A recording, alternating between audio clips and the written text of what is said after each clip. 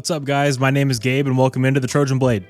That game was just everything that has gone wrong so far in the year put into one game. The defense, when we needed it most, allowed a second-string former walk-on quarterback that has been awful all year to run it for a big first down. I mean, Alex Grinch twice had a true freshman pass rusher and man coverage against the best player on this Utah offense. I honestly don't even know what to think. I mean, just watching this USC team is so exhausting. This is one of the more unlikable USC teams I've seen. I have no idea what's going on with the USC offense. It's still completely off. The passing game had zero rhythm. Ugh, man, I really just feel speechless. I mean, to come out flat like that in the second half, I've been saying for weeks that this team has deep-rooted issues. I've been seeing it on TV ever since the second half in Boulder, and I saw it in person against Notre Dame last week. And a lot of you yelled at me, called me a conspiracy theorist, a fake USC fan, a hater. I hope you all see what I'm talking about now.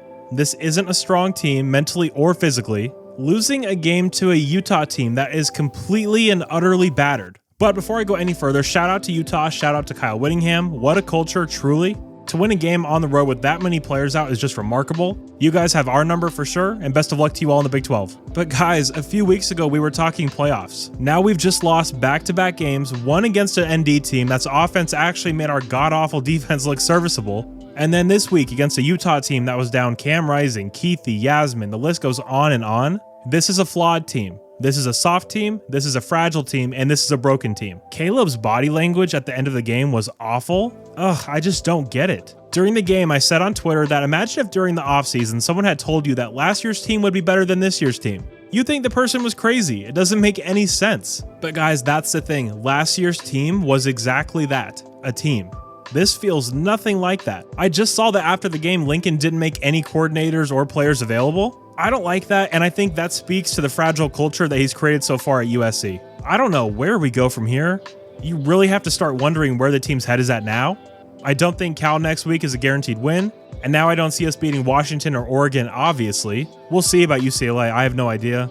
But God, this is just such a massive disappointment on every level. Both this game individually and the year as a whole so far. I mean, Caleb's second Heisman, out the window, which I'm completely fine with. He doesn't deserve it up to this point. Playoffs, out the window. Pac-12 championship, out the window. I mean, I just really didn't see it getting to this point. I mean, guys, just taking a look at some of the numbers here, you let Bryson Barnes, again, a quarterback that up to this point has been horrible, go 14 of 23 for 235, 3 touchdowns and the 1 pick. That's just completely unacceptable. You have Jaquindon Jackson running for 26 carries, 117 yards. Sione Vaki is a safety. They used him at Wildcat last week as a receiver. I repeat, as a receiver, had 5 catches for 149 yards and 2 scores. I mean, what the hell is going on here? Talking about some of the defensive players for USC, Tackett Curtis came back to earth and was dreadful in this game. Bryson Shaw shouldn't play again for this team. Mason Cobb's been a massive disappointment. I will say I have seen some people on Twitter getting mad at Braylon Shelby or saying he's not a good player. Guys, he's a true freshman pass rusher. He's supposed to be playing on the defensive line, not in man coverage against the best athlete on the Utah offense. In a game where there's a lot of people to blame, he's not one of them.